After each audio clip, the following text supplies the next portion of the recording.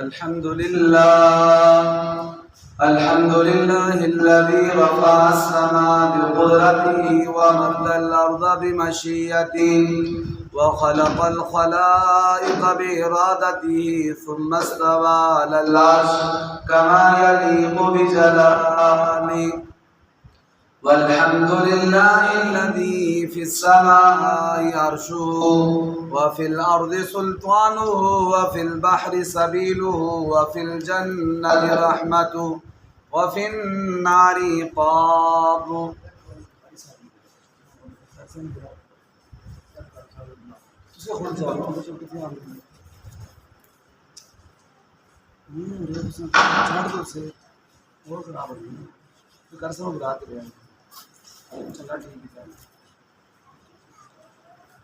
الحمد لله الذي رفع السماء بقدرته ومد الأرض بمشيئته وخلق الخلائق بإرادته ثم استوى على العرش كما يليق بجلاله. والحمد لله الذي في السماء عرشه وفي الأرض سلطانه وفي البحر سبيله وفي الجنة رحمته وفي النار عقابه. وأشهد أن لا إله إلا الله وحده لا شريك له، وأشهد أن سيدنا وسندنا ومولانا محمدا عبده ورسوله. أما بعد فأعوذ بالله من الشيطان الرجيم. بسم الله الرحمن الرحيم. من قتل نفسا بغير نفس أو فساد في الأرض فكأنما قتل الناس جميعا، ومن أحياها فكأنما أحيا الناس جميعا. وقال النبي صلى الله عليه وسلم: لا يحل دم امرئ مسلم يشهد أن لا إله إلا الله وإني رسول الله إلا بإحدى ثلاث: الثيب الزاني والنفس بالنفس والتارك لدينه المفارق للجماعة. صدق الله العظيم وصدق رسوله النبي الكريم الأمين الرؤوف الرحيم. يا ربي صل وسلم دائما أبدا على حبيبك خير الخلق كلهم. اللهم صل على محمد وعلى آل محمد كما صليت على إبراهيم وعلى آل إبراهيم إنك حميد مجيد. اللهم بارك على محمد وعلى آل محمد كما باركت على إبراهيم وعلى آل إبراهيم إنك حميد مجيد. मेरे मोहतरम सामीन और नाज़रीन किराम, अस्सलामु अलैकुम व रहमतुल्लाहि व बरकातुहू। वालेकुम अस्सलाम व रहमतुल्लाहि व बरकातुहू। आज 17 सफरुल मुज़फ़्फ़र 1448 हिजरी 31 जुलाई 2026 जुमातुल मुबारक के इस अजीम शान इज्तिमा से अल्लाह ताला ने मुझे हम कलाम होने का शर्फ बख्शा। आप तमाम दोस्त बुजुर्ग बच्चे अल्लाह ताला के घर में तशरीफ लाए हैं अल्लाह और अल्लाह के रसूल की बात सुनने के लिए। अल्लाह ताला आप सबका आना कबूल फरमाए। आज के बयान का मौजू है इंसानी जान की कीमत कुरान और सुन्नत की रोशनी में। میرے محترم سامعین و ناظرین کرام، اللہ تعالیٰ نے یہ سمجھے کہ ساری کائنات ہی انسان ہی کے لیے بنائی ہے۔ قرآن پاک میں جگہ بجگہ اللہ تعالیٰ ذکر کرتے ہیں کہ جتنی بھی میں نے کائنات بنائی ہے، وَسَخَّرَ لَكُمُ الشَّمْسَ وَالْقَمَرَ دَائِبَيْنِ، سورج اور چاند انسان تمہاری خدمت کے لیے بنائے ہیں۔ وَسَخَّرَ لَكُمُ اللَّيْلَ وَالنَّهَارَ، دن اور رات میری خدمت کے لیے بنائے ہیں۔ یہ آسمان تمہاری خدمت کے لیے پیدا کیا ہے، یہ سورج تمہاری خدمت کے لیے پیدا کی ہے، یہ زمین اس کو تمہارا تابع بنایا ہے۔ جتنی بھی مخلوقات ہمیں نظر آ رہی ہیں یا ہماری نظروں سے اوجھل ہیں، اللہ تعالیٰ نے ساری انسانوں کے لیے پیدا کیا، اور اس سے بڑھ کر انسان کی عظمت اور شان کیا ہو سکتی ہے۔ قرآن پاک میں اللہ تعالیٰ نے آدم علیہ السلام اور ان کے بیٹے کا واقعہ ذکر کیا ہے۔ آدم علیہ السلام کے دو بیٹوں کا واقعہ ذکر کیا ہے سورہ مائدہ میں۔ وَاتْلُ عَلَيْهِمْ نَبَأَ ابْنَيْ آدَمَ بِالْحَقِّ، اس کا واقعہ تو آپ نے سنا ہوا ہوگا اکثر لوگوں سے کہ ایک بیٹے نے دوسرے بیٹے کو ناحق قتل کر دیا، لیکن آپ نے اس کا پس منظر نہیں سنا ہوگا کہ وجہ کیا بنی۔ وجہ یہ بنی تھی کہ آدم علیہ السلام شروع میں اما حوا علیہ السلام کے جڑواں بچے ہوتے تھے، ایک لڑکا اور ایک لڑکی، اور پھر ایسا تھا کہ جو ایک ہی حمل یعنی ایک ہی دفعہ دو بچے پیدا ہوتے تھے ان کی آپس میں شادی نہیں ہو سکتی، لیکن جو ایک دفعہ پیدا ہوئے ان کی دوسری دفعہ جو پیدا ہوئے ہیں بچے ان کی آپس میں لڑکے لڑکی کی شادی ہو سکتی تھی۔ یہ اللہ تعالیٰ کی طرف سے تھا۔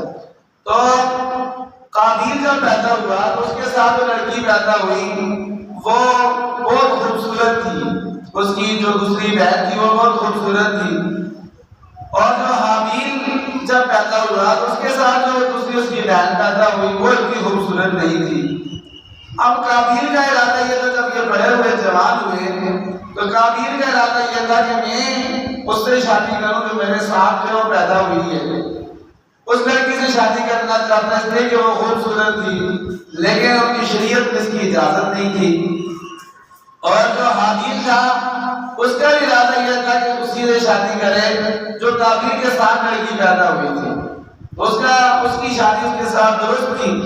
تو ان کی شریعت میں اس طرح ہو گیا کہ حابیل نے ان کا جب آپس میں یہ تنازع اور جھگڑا چل رہا تھا تو اللہ تعالیٰ کی طرف سے آدم علیہ السلام کو بتایا گیا کہ یہ آپ کے دونوں بیٹے ان کا فیصلہ اس طرح کرتے ہیں، دونوں کا آپس میں اختلاف ہے، لڑکی ایک ہے اور دونوں اس سے وہ نکاح کرنا چاہتے ہیں، تو ان کا فیصلہ اس طرح کرتے ہیں۔ پہلے تو بتا دیا کہ درست نہیں ہے، لیکن پھر ان کی آنکھوں کے سامنے فیصلہ ہو جائے، فیصلہ اس طرح کہ ان میں سے ہر ایک قربانی دے، جس کی قربانی قبول ہو جائے گی وہ بندہ درست ہے، اس کی رائے ٹھیک ہے، اس کی بات ٹھیک ہے۔ تو حابیل نے ایسے کیا کہ ایک دمبے کی قربانی دی، اور قابیل نے کوئی زرعی پیداوار کی اس کی قربانی دی۔ قربانی کا طریقہ یہ ہوتا تھا ان کی شریعت میں کہ قربانی ایک کھلے میدان میں رکھ دیتے تھے، جس کی قربانی اللہ کو پسند آتی قبول کرتے تھے، آنکھ آسمان سے آتی تھی، اس قربانی کو وہ کھا جاتی تھی۔ اس کا مطلب یہ ہوتا تھا کہ اس کی قربانی قبول ہو گئی ہے۔ تو حابیل نے جب دمبے کی قربانی کی اس کو رکھا، آسمان سے آ گئی، اس کو کھا گئی، اور قابیل کی قربانی ادھر ہی پڑی ہوئی، اس کی قربانی قبول نہیں ہوئی۔ تو پھر اس نے حسد کی وجہ سے، قرآن پاک میں اللہ تعالیٰ کا ذکر فرماتے ہیں، حسد کی وجہ سے اپنے بھائی حابیل کو قتل کر دیا، اور اس کا اللہ تعالیٰ نقشہ کھینچتے ہیں قرآن پاک میں۔ اعوذ باللہ من الشیطان الرجیم، بسم اللہ الرحمن الرحیم، وَاتْلُ عَلَيْهِمْ نَبَأَ ابْنَيْ آدَمَ بِالْحَقِّ، پیارے نبی جی ان لوگوں کو آدم علیہ السلام کے دونوں بیٹوں کا واقعہ سنائیں۔ اِذْ قَرَّبَا قُرْبَانًا فَتُقُبِّلَ مِنْ أَحَدِهِمَا وَلَمْ يُتَقَبَّلْ مِنَ الْآخَرِ، جب دونوں نے قربانی کی اللہ نے ایک کی قربانی کو قبول کر لیا، حابیل کی قربانی کو، اور دوسرے قابیل کی قربانی کو اللہ تعالیٰ نے قبول نہیں کیا۔ تو وہ حسد کی وجہ سے قابیل نے اپنے بھائی کو کہا قال لا اقتلنک، میں ضرور تمہیں قتل کروں گا، لئن بسطت الی یدک، کہنے لگا کہ میں تمہیں قتل کروں گا، انما یتقبل اللہ من المتقین، اللہ فرماتے ہیں تو حسد کیوں کرتا ہے اپنے بھائی سے، اللہ تو اس کی قربانی قبول کرتے ہیں جو متقی اور پرہیزگار ہوتا ہے، جس کے دل میں اللہ کا خوف ہوتا ہے، اللہ کی محبت ہوتی ہے، اللہ تو اس کی قربانی قبول کرتے ہیں۔ تو جو حابیل تھا چھوٹا بھائی تھا، اس نے اپنے بڑے بھائی کو کہا لئن بسطت الی یدک لتقتلنی ما انا بباسط یدی الیک لاقتلک، اس نے کہا میرے بڑے بھائی اگر تو نے میری طرف اپنا ہاتھ بڑھایا مجھے قتل کرنے کے لیے تو میں تمہاری طرف اپنا ہاتھ نہیں بڑھاؤں گا تمہیں قتل کرنے سے۔ حالانکہ شریعت میں اس کی اجازت ہے کہ کوئی کسی کو قتل کر رہا ہو تو کوئی اور بچنے کا ذریعہ نہ ہو تو اپنی جان بچانے کے لیے اس کو بھی قتل کر سکتے ہیں، مار سکتے ہیں، لیکن یہ ہے کہ بھائی نے، چھوٹے بھائی نے کہا کہ میں صبر کر لوں گا لیکن میں اپنا ہاتھ تیری طرف نہیں بڑھاؤں گا۔ تو میرے محترم بھائیوں آگے آتے ہیں فَطَوَّعَتْ لَهُ نَفْسُهُ قَتْلَ أَخِيهِ فَقَتَلَهُ فَأَصْبَحَ مِنَ الْخَاسِرِينَ، تو اس نے اپنے بھائی کو قتل کر دیا، نقصان اٹھانے والوں میں سے ہو گیا۔ جب قتل کر دیا تو یہ سب سے پہلا قتل تھا، سب سے پہلی فوتگی تھی، اب اس کو پتہ نہیں تھا کہ میں اپنے بھائی کا کیا کرتا۔ تو ایک کب آیا اور وہ مردہ کبے کو اپنی چون کے ساتھ زمین کو ریت کر اس کے اندر اس نے ڈالا، اوپر مٹی اس کے اوپر ڈال دی، تو یہ قابیل کہنے لگا اے افسوس کہ آج میں کتنا ایک کبے سے بھی کیا گزرا ہو گیا ہوں کہ مجھے یہ بھی نہیں پتا کہ میں نے ایک مردے کو دفنانا کیسا۔ فَأَصْبَحَ مِنَ النَّادِمِينَ، بعد میں پشمان ہوا، بعد میں پشمان ہونے کا کیا فائدہ، بھائی دنیا سے چلا گیا۔ تو سب سے پہلا قاتل یہ قابیل تھا، جتنے بھی قیامت تک قتل ہوں گے ان سب کا گناہ بھی اس کو ملے گا، کیوں؟ اس نے اس گناہ کی پہل کی۔ اور آگے چل کے اللہ تعالیٰ فرماتے ہیں اللہ اکبر من قتل نفسا بغیر نفس فكأنما قتل الناس جميعا ومن احیاها فكأنما احیا الناس جميعا، اللہ فرماتے ہیں جس نے کسی کو بھی ناحق قتل کیا، کسی کی ناحق جان لی، اس نے گویا ساری کی ساری انسانیت کو قتل کر دیا۔ کیوں؟ اس لیے کہ جو کسی کی ناحق جان لیتے ہیں تو ہم یہ نہ سمجھیں کہ اس نے اس کی جان لی ہے، ہمیں یہ سمجھنا چاہیے کہ اس نے ہماری جان لی ہے۔ کیوں؟ اس لیے کہ اس کی جرأت کیوں ہوئی ہے کسی انسان کو قتل کرنے کی؟ اس کے دل کے اندر انسان کا مرتبہ نہیں تھا، انسان کا مقام نہیں تھا، انسان کی شان نہیں تھی۔ انسان تو وہ ہے جس کو اللہ تعالیٰ نے اپنے ہاتھوں سے بنایا، ٹھیک ہے جی؟ تو اس لیے اس نے اس کے دل میں انسان کی قدر نہیں تھی، اس نے آج ایک انسان کو قتل کیا ہے، کل اس کو روکا نہیں جائے گا، سزا نہیں دی جائے گی، کل یہ کسی لالچ کی وجہ سے، کسی حسد کی وجہ سے، کسی دشمنی کی وجہ سے کسی اور کو بھی قتل کر دیتا ہے۔ اس لیے اللہ تعالیٰ کہتے ہیں جو کسی ایک انسان کو قتل کرتا ہے گویا وہ اس نے ساری انسانیت کو قتل کر دیتا ہے۔ وَمَنْ أَحْيَاهَا فَكَأَنَّمَا أَحْيَا النَّاسَ جَمِيعًا، اللہ فرماتے ہیں جو کسی ایک انسان کی جان بچاتا ہے گویا وہ ساری انسانیت کی جان بچا لی۔ جہاں بھی موقع ملے بندہ بچا سکتے ہیں کسی کی جان تو بچانی چاہیے، اللہ تعالیٰ اس کو اتنا اجر عطا فرمائے گویا کہ سارے انسانوں کی جان بچا۔ کل میں ایک ویڈیو دیکھ رہا تھا کراچی کے لیے، تو وہاں انہوں نے کام شام کے سلسلے میں سڑک کے اندر بڑا کھڈا کھودا ہوا تھا، تو ادھر سے ریڑھی والا جا رہا تھا، سبزی فروش ٹھیلے والا، تو ساتھ سے بائک گزری، سامنے دو بچے آ رہے تھے سائیکل میں، وہ اس سائیڈ کھڈا تھا بہت بڑا، پانی بھرا ہوا تھا اس میں، تو ادھر سے ریڑھی والا جا رہا تھا، ٹھیلے والا، ساتھ بائک بھی جا رہی تھی، سامنے دو بچے آئے، ایک کو سائیڈ پر ہو گیا سائیکل، دوسرے کو راستہ نہیں ملا، وہ سیدھا جا کے اس بڑے کھڈے کے اندر گیا سائیکل سمیت۔ ابھی جو ٹھیلے والا بندہ تھا غریب مزدور بیچارہ، اس نے ایسے کیا ذرا بھی اپنی جان کی پرواہ نہیں، وہ زیادہ پانی تھا، تھوڑا کھڈا تھا، اس نے فوراً بچے کی چھلانگ لگائی اور بچے کو باہو سے پکڑ لیا اور پکڑ کے سیر پر جو ہے نکال لیا، خود بھی نکل رہا بچے کو بھی نکال۔ تو کیسے دیکھیں اس نے پرواہ نہیں کی، دیکھیں اس کی بچے ہوں گے، بیوی ہوگی، گھر بار ہوگا، اپنا بیچارہ حلال روزی کمانے کے نکلا ہوئے، لیکن اس نے ایک بچے کی جان جو اپنی جان پر کھیل کر اس بچے کی جان بچا لی، اللہ تعالیٰ اس کو اتنا اجر دیں گے وہ اپنے سارے انسانوں کی جان بچا سکتا ہے۔ یہ اللہ تعالیٰ فرماتے ہیں جو ایک انسان کی جان بچاتا ہے وہ اپنے سارے کے سارے انسانوں کی جان بچائی ہے۔ بہت زیادہ قرآن پاک میں اللہ تعالیٰ نے اس کے بارے میں آیتیں ذکر کی ہیں، اور کسی کو ناحق قتل کرنا اتنا بڑا وبال ہے۔ اللہ تعالیٰ قرآن پاک میں فرماتے ہیں وَمَن يَقْتُلْ مُؤْمِنًا مُتَعَمِّدًا فَجَزَاؤُهُ جَهَنَّمُ خَالِدًا فِيهَا، جو بھی کسی ایمان والے کو جان بوجھ کر قتل کر دے وہ ہمیشہ ہمیشہ دوزخ میں رہے گا، ہمیشہ ہمیشہ جہنم میں رہے گا۔ وَغَضِبَ اللَّهُ عَلَيْهِ وَلَعَنَهُ وَأَعَدَّ لَهُ عَذَابًا عَظِيمًا، اللہ کو اس پر غضب نازل ہوگا، اللہ نے اس کے لیے بہت بڑا عذاب کر کے رکھا ہوا ہے، اس پر اللہ تعالیٰ کی لعنت برستی رہے گی۔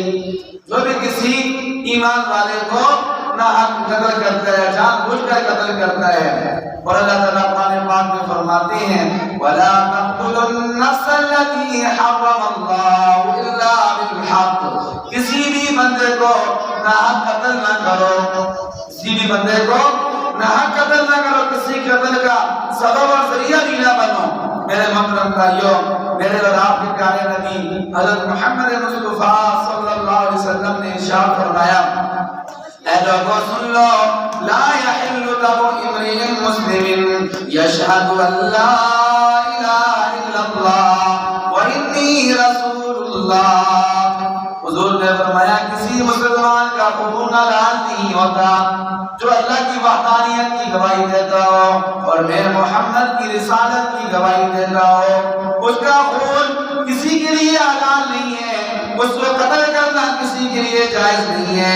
حضور نے 3 وجہ بتائی، ہاں 3 وجہ ایسی ہیں کسی کو قتل کیا جا سکتا ہے، اور وہ بھی ہر بندہ نہیں کر سکتا، وہ بھی حکومت کا کام ہے، پوری تحقیق کر کے پورا کیس جو ہے وہ اس کو کر کے پورے ثبوت مل جائیں، اس کے بعد کون سے الطیب الزانی، سب سے پہلا حضور نے فرمایا ایسا شادی شدہ بندہ جو شادی شدہ ہو کے بھی زنا کرتا ہے، شریعت میں اس کی سزا قتل ہے۔ والنفس بالنفس، جو کسی کو ناحق قتل کرتا ہے، شریعت میں اس کی سزا یہ ہے کہ اس کو قتل کے بدلے قتل کیا جائے۔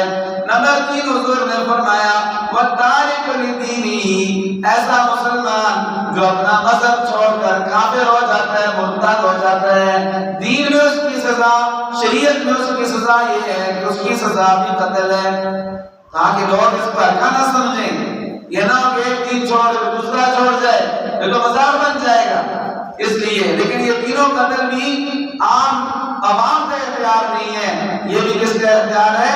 حکومت کا اختیار ہے کہ حکومت اس پر عمل درآمد کرائے گی۔ اور جب قیامت کا دن ہوگا، دیکھیں قیامت کا دن تو فیصلے کا دن ہے، اسی لیے اللہ فرماتے ہیں مالک یوم الدین، قیامت کے دن کا مالک، انصاف کے دن کا مالک اللہ تعالیٰ ہے۔ قیامت کا دن فیصلے ہوں گے۔ آئیے آج ہم اپنے پیارے نبی صلی اللہ علیہ وسلم سے پوچھتے ہیں سب سے پہلے فیصلہ کس کا ہوگا؟ کون سے بندوں کا فیصلہ سب سے پہلے ہوگا قیامت والے دن؟ حضور صلی اللہ علیہ وسلم ارشاد فرماتے ہیں اول ما یقضى بین الناس یوم القیامت فی الدماء، اے لوگوں قیامت والے دن سب سے پہلے فیصلہ لوگوں کے درمیان جس چیز کا ہوگا خون ناحق کا ہوگا۔ اللہ تعالیٰ سب سے پہلے قاتل کے بارے میں فیصلہ کریں گے، اور قاتل کو سزا کے طور پر اللہ تعالیٰ اس کو دوزخ کی آگ میں ڈالیں گے۔ سب سے پہلے فیصلہ کس کا ہوگا؟ قاتل کا فیصلہ ہوگا، جس نے کسی کو ناحق قتل کیا ہے، سب سے پہلے فیصلہ اس کا ہوگا۔ اور حضور صلی اللہ علیہ وسلم فرماتے ہیں مومن بندہ، ایمان والا بندہ اس وقت تک اس میں خیر ہی خیر ہے، بھلائی بھلائی ہے، یہ اچھا بندہ ہے، یہ اللہ تعالیٰ کو پسند ہے۔ کب تک؟ حضور نے فرمایا لا یزال المؤمن فی فسحۃ من دینہ ما لم یصب دما حراما، جب تک کسی کو ناحق قتل نہ نہ کرے. اگر اس نے کسی کو ناحق قتل کر دیا ہے تو پھر اس میں کوئی خیر نہیں ہے، کوئی بھلائی نہیں ہے. اللہ تعالیٰ کو یہ پسند نہیں ہے، اللہ کے دربار میں یہ مردود ہے جو کسی کو ناحق قتل کرتا ہے. یہ اللہ کے پاک نبی حضرت محمد مصطفیٰ صلی اللہ علیہ وسلم نے فرمایا. اور ایک حدیث پاک میں حضور فرماتے ہیں لوگوں میں تمہیں 7 ایسے گناہ بتاتا ہوں جو تمہیں ہلاک کر دیں گے دنیا میں بھی آخرت میں بھی، ان سے بچ کے رہنا. کون کون سے؟ اللہ کے پاک نبی نے فرمایا اجتنبوا السبع الموبقات، 7 بڑے بڑے گناہ ہیں جن سے تم بچنا، ورنہ دنیا میں بھی ہلاک ہوگے آخرت میں بھی ہلاک ہو جاؤ گے. وہ کون کون سے ہیں؟ الشرک باللہ، اللہ کے ساتھ شریک ٹھہرانا، والسحر، جادو کرنا، وقتل النفس التي حرم اللہ، ناحق کسی کو قتل کرنا.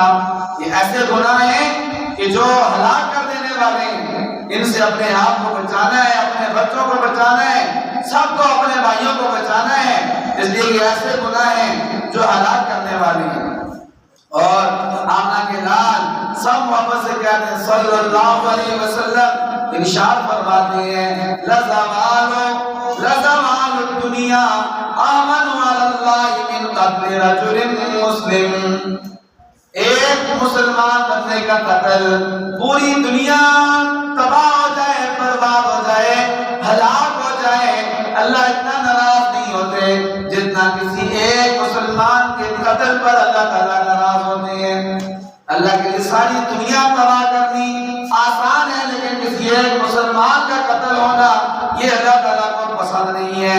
میرے محترم بھائیوں، اسی طرح ایک جنگ کے موقع پر حضرت اسامہ رضی اللہ تعالیٰ عنہ نے ایسے کیا کہ ایک کافر ان کے سامنے آ گیا، تلوار کی زد میں آ گیا، سامنے آ گیا، اور وہ حضرت اسامہ جو تلوار اٹھائی وہ کہنے لگا کہ اشہد ان لا الہ الا اللہ، میں گواہی دیتا ہوں کہ اللہ کے سوا کوئی معبود نہیں، حضرت محمد صلی اللہ علیہ وسلم اللہ کے رسول. تو حضرت اسامہ نے زید ایسے کیا کہ اس کو قتل کر دیا. وہ اس نے قتل کر دیا. وہ کہتے ہیں بعد جب اللہ کے نبی کو پتا چلا تو اللہ کے نبی بہت ناراض ہوئے. اللہ کے نبی بہت ناراض ہوئے. اسامہ تم نے اس کو کیوں بتایا؟ اور خود بتایا کہ اللہ کے نبی جنگ کے موقع پر ایسا واقعہ پیش آیا تھا تو میں نے اس کو قتل کر دیا تھا. اللہ کے نبی بہت سخت ناراض ہوئے. فرمایا تم نے ایسا کیوں کیا؟ میں اللہ کے پاک نبی کو دل سے ایمان نہیں لایا تھا. وہ تو اس کو پتا چل گیا تھا میں پھنس گیا ہوں، تلوار کے نیچے آ گیا ہوں، میرے 2 ٹکڑے ہونے ہیں، کوئی اور راستہ نہیں. اس نے ڈر کی وجہ سے ایسے ہی منہ سے جاؤ کلمہ پڑھا. تو میرے محترم بھائیوں، اس وقت میرے اور آپ کے پیارے نبی حضرت محمد مصطفیٰ صلی اللہ علیہ وسلم نے کیا فرمایا؟ فرمایا اے اسامہ افلا شققت عن قلبی، اے اسامہ کیا آپ نے اس کا دل پھاڑ کر دیکھا تھا کہ دل سے ایمان لایا یا نہیں لایا ہے؟ جب زبان سے تو کہہ رہا ہے تو آپ اس کو چھوڑ دینا چاہیے تھا، اور اپنی تلوار نہیں چلانی چاہیے تھی. تو اس لیے دیکھیں کتنا اللہ کے پاک نبی حضرت محمد مصطفیٰ صلی اللہ علیہ وسلم ایک انسانی جانی کافر ہے، لڑنے کے لیے آیا ہوا ہے، مقابلے میں کھڑا ہے، لیکن پھر بھی چانس ہے کہ اس کی جان بچ جاتی. اللہ کے نبی پھر بھی چاہتے ہیں کہ اس کو نہیں قدر کرنا چاہیے تھا. کیوں؟ اس لیے کہ ایک امکان تھا کہ وہ دل سے ایمان لائے. اتنی زیادہ قیمت انسانی جان کی. میرے محترم بھائیوں، ہماری شریعت میں تو انسانی جان کو بہت ڈالا ہے، جانور کی بھی قیمت ہے. آپ نے وہ واقعہ سنا ہوگا کہ ایک عورت تھی، بڑی نیک تھی، عبادت گزار تھی پہلی امتوں میں. اور یہ صحیح حدیث ہے، بخاری شریف کی روایت ہے. اس نے ایسا کہ بلی تنگ کرتی تھی اس کو. بلیاں تنگ کرتی ہیں، گھروں میں اگر دودھ پی جاتی ہیں اور باقی نقصان کر جاتی ہیں، گھر بنا دیتی ہیں. بلی تو آنے جانے والی چیز ہے، تنگ کرتی ہے. اس کو بلی نے تنگ کیا، اس نے ایسے کیا کہ بلی کو باندھ کے رکھ دیا. تو بلی بھی بچوں والی، اس کے بچے مار گئے، بلی بھی مار گئی. تو حدیث بات میں آتے اللہ تعالیٰ نے اس نیک عورت کی نیکیاں نہیں دیکھی، ایک بلی کو قتل کرنے کی وجہ سے اللہ تعالیٰ نے اس کو دوزخ کی آگ میں ڈالا. ساری نیکیاں اس کی اللہ تعالیٰ نے ضائع کر دی، جس نے بلی کو ناحق کیوں قتل کیا. ہمیں اس سے سبق لینا چاہیے. ایک بلی کا اتنا مرتبہ اور مقام ہے تو ایک انسان کا، اور ایک انسانوں میں سے بھی ایک مسلمان کا اللہ تعالیٰ کے نزدیک اللہ کے نبی حضرت محمد مصطفیٰ صلی اللہ علیہ وسلم کے نزدیک کتنا مرتبہ اور مقام ہے۔ حضرت عمر رضی اللہ تعالیٰ عنہ کا فرمان ہے، حلیۃ الاولیاء کتاب میں اس نے یہ ذکر کیا ہوا ہے۔ حضرت عمر فرماتے ہیں لو عثرت بغلۃ بالعراق لخشیت ان یسألنی اللہ عنہا، فرماتے ہیں کہ اللہ نے مجھے بڑی حکومت عطا فرمائی ہے، تو اللہ اکبر کہتے ہیں کہ اگر ایک خچر بھی پاؤں پھسلنے کی وجہ سے گر گئی تو قیامت والے دن اللہ تعالیٰ اس کے بارے میں مجھ سے سوال کریں گے کہ اے عمر تمہیں حکومت دی تھی، تو نے یہ راستہ ٹھیک کیوں نہیں بنایا تھا؟ خچر کیوں گر کے مر گئی ہے؟ کیوں گر گئی؟ اس کا پاؤں کیوں پھسلا ہے؟ میرے محترم بھائیوں، اتنی زیادہ اللہ تعالیٰ کی ہاں قیمت ہے انسانی جانوں کی، اور جانوروں کی بھی اللہ تعالیٰ کی ہاں قیمت ہے۔ اس لیے اسلام میں کسی جانور کو تکلیف پہنچانا جائز نہیں، کسی کو معاملہ بھی ہے تکلیف دینے والی چیز کو، اس کو بھی ایسے مارو کہ فوراً مار جائے، تکلیف نہ پہنچاؤ اس کو، مطلب ستا کے نہ مارو اس کو۔ تو میرے محترم بھائیوں، اب یہ ہے کہ آپ کے سامنے دیکھیں قرآن کی آیتیں پیش کی ہیں، پیارے نبی حضرت محمد مصطفیٰ صلی اللہ علیہ وسلم کے فرمان ذکر کیے ہیں، صحابہ کرام کے واقعات ذکر کیے ہیں کہ اللہ تعالیٰ کے نزدیک انسانی جان کی بڑی قیمت ہے۔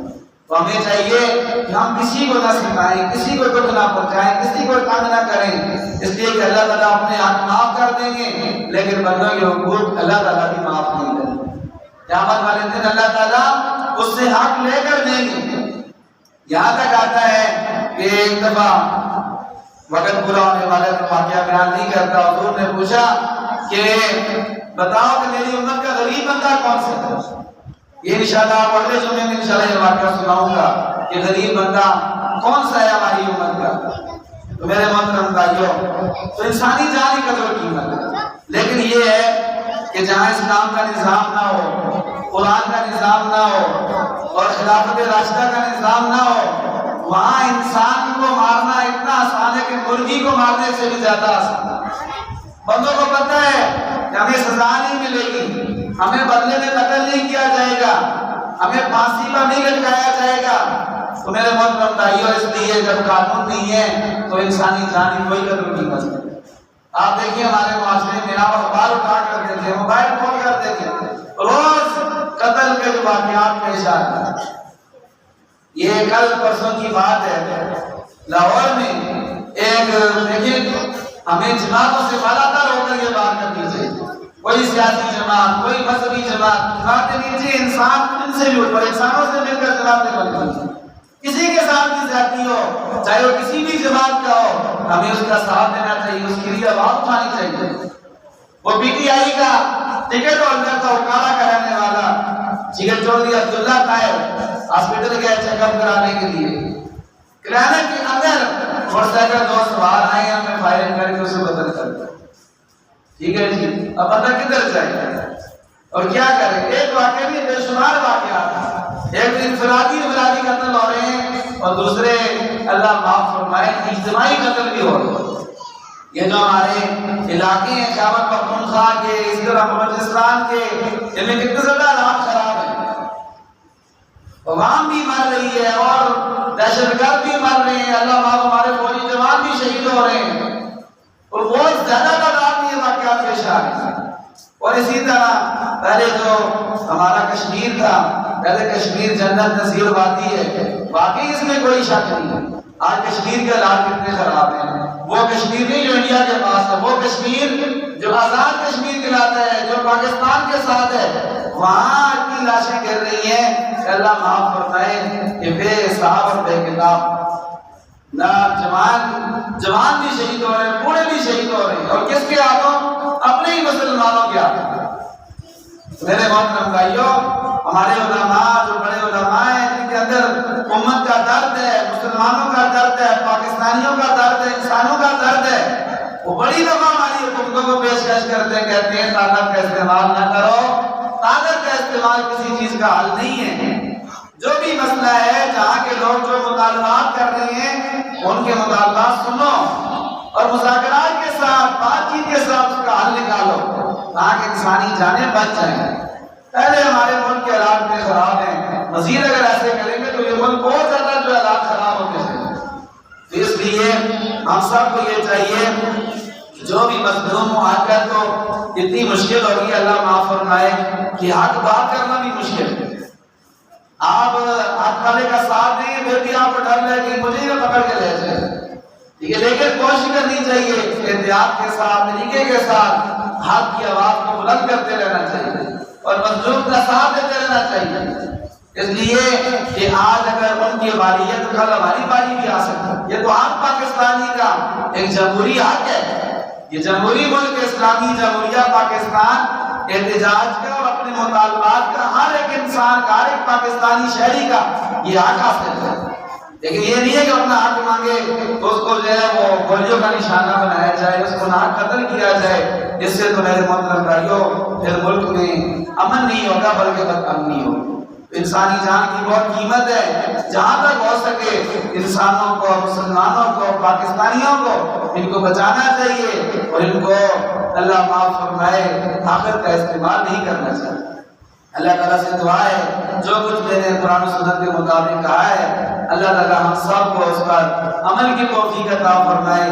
اللہ تعالیٰ ہم سب کو دوسروں کی عزت کرنے کی، ادب احترام کرنے کی، خیال رکھنے کی اور دوسروں کی بات برداشت کرنے کی توفیق عطا فرمائے اور آپس میں لڑنے سے، جھگڑنے سے اور آپس میں قتل و غارت گری کرنے سے اللہ تعالیٰ ہم سب کی، ہمارے آل و عیال کی حفاظت فرمائے۔